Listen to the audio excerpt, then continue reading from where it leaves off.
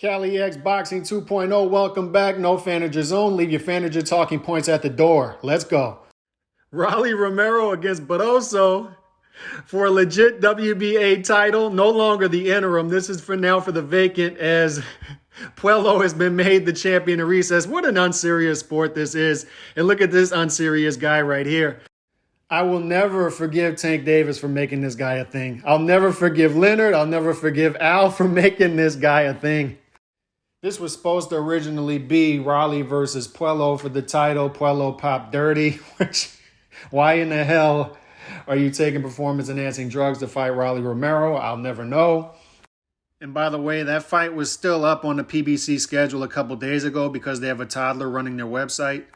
And Barroso is put in Puello's place for this title shot. But one thing you need to know is Rolly Romero does not belong anywhere in the vicinity of a real belt, whether it be against Puello, whether it be against Barroso. And oh, by the way, Barroso doesn't belong in the vicinity of a belt.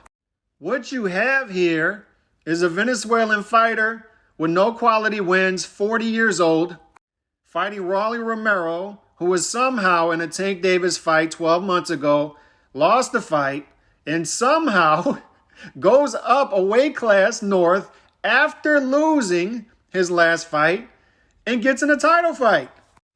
Everyone involved in this should be embarrassed. This is a terrible fight. This is one of the worst Showtime Championship boxing fights I have ever seen. Showtime boxing is becoming an embarrassment.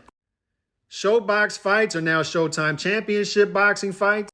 Showtime Championship boxing fights are now Showtime pay-per-views. Showtime Network execs are signing off on Rolly Romero versus Barroso for a main event. And the sanctioning body is signing off on Rolly Romero versus Ismael Barroso for a legit vacant title fight.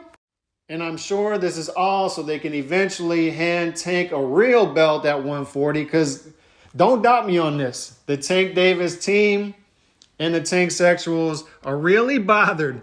Really bothered by the fact that people call him a Reggie champion.